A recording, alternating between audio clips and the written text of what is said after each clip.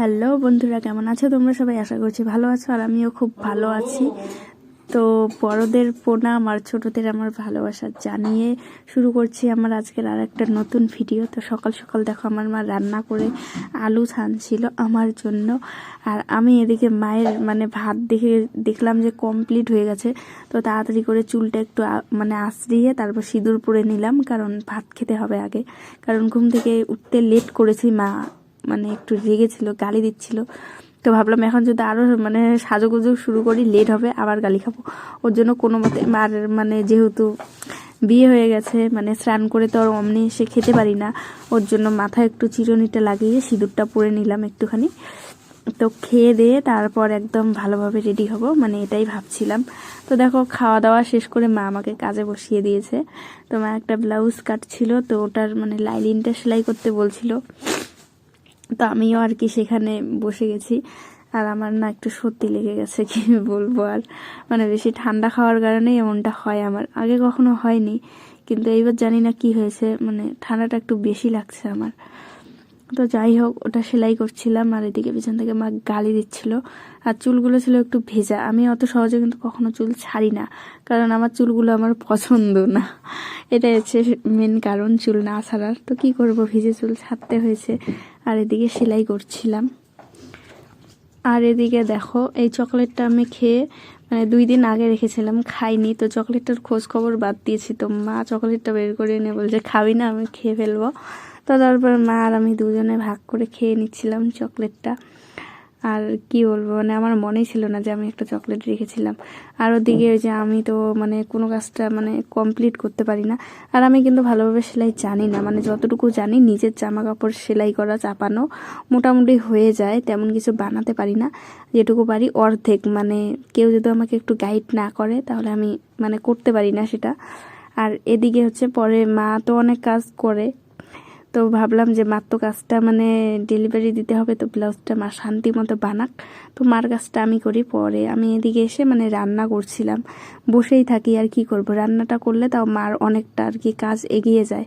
না হলে আমাদের রুমটা অনেকটা ছোট, আর তারপর মা সারাদিন এটা সেটা কাজ করতেই থাকতে লাগে, এদিকে আবার সেলাই করতে লাগে, মার অনেক চাপ হয়ে যায়। তো ভাবলাম যদি আমি একটু এগিয়ে দিই ভালো হয়। আর আমি বা সারাদিন বসে থেকে কি করব। তো ভাবলাম আমি রান্নাটা করে নেই। আর এদিকে কিন্তু কানে হেডফোন লাগিয়েছি, কেউ আবার ভেবো না যে এত সেজে গুজে হেডফোন লাগিয়ে রান্না করে কেন। তো ওটা এমনি লাগিয়েছিলাম, আমার ইচ্ছে হয়েছিল। আর এদিকে যে মা ব্লাউজটা রান্না করে এসে দেখে অর্ধেক প্রায় কমপ্লিট করেই রেখেছে। আর মার কিন্তু বেশি টাইম লাগে না, 1 ঘন্টার কাছাকাছি লাগে হয়তো একটা ব্লাউজ বানাতে। তো তারপর দেখো দুপুরে খাওয়া দাওয়া করে আমি আর মা যাবো বাজারে। তো রেডি হয়ে গেছি, সারাদিন যা পরেছিলাম তাই পরে গেছি, শুধু জিন্সটা চেঞ্জ করেছিলাম। আর আমি কিন্তু কি বলবো, থাক ওই কথাটা পরে বলবো যদি কখনো কেউ সেটা নিয়ে প্রশ্ন তোলে। আর এদিকে দেখো বাজারে এসে গেছি, এসে সবজি খরচ করছিলাম। তেমন একটা বাজার করিনি, মেন কথা সবজি কেনার জন্যই বাজারে গেছিলাম। আর বাজার থেকে মোমো নিয়ে বাড়ি এসেছি। আর দেখো পরে গেছিলাম একটা, আর পরে এসেছি একটা। ওখানে গিয়ে আমার ঠান্ডা লাগছিল, তো মা একটা সোয়েটার কিনে দিয়েছে, ওখানে কিনে ওখানেই পরিয়ে দিয়েছে।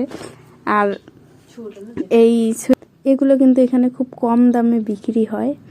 তো কম দাম হলেও কাপড়গুলো কিন্তু কোয়ালিটি বেস্ট অনেক ভালোই।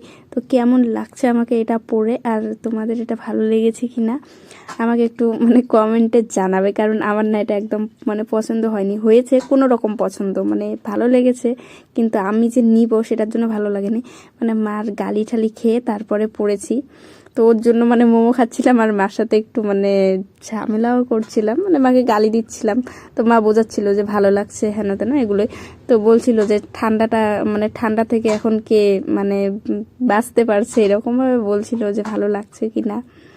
তো আমার পছন্দ হয়েছিল একটা, তো মা জোর করে এটা কিনে দিয়েছি। কারণ ওটা একটু দেখতে ভালো থাকলেও কাপড়টা পাতলা, ওর জন্য মা কিনে দেয়নি। কারণ আমি বেশিরভাগ পাতলা পাতলা জিনিসই পরি, এর জন্য আর কি কিনে দিতে চাইনি। তো এটা একটু বেশ মোটা সোটা ছিল, ভারীর মধ্যে, তাই কিনে দিয়েছে। তো অনেক ঝামেলা হয়েছে। তো কেমন লেগেছে অবশ্যই জানাবে, কারণ ওটা পরার জন্য আমি মার পর্যন্ত খেয়েছি, তারপরে পরেছি। আর দেখো মোমো খাওয়ার পরে একটা মার বান্ধবীর রুমে আসছিলাম ঘুরতে। তো এখানে যে মা ওদিকে বসে আছে আর আমি এদিকে বসে, ওখানে অত আর ভিডিও করিনি, মানুষের রুম কি আর বেশি ভিডিও করব। তো ওখানে কিন্তু বেশিক্ষণ থাকিনি, তারপর চলে আসলাম বাড়ি। আর বাড়ি এসে যে সবাই এরকম সামনে দুটো আঙ্গুল দিয়ে সেলফি তোলে না, তো আমি ওটা একটু ট্রাই করছিলাম। আর এদিকে দেখো রাত্রে একদম সিম্পল খাবার, কারণ এই কদিন থেকে যা মানে যে পরিমাণে মাছ মাংস খাচ্ছি কি বলছি। আর এদিকে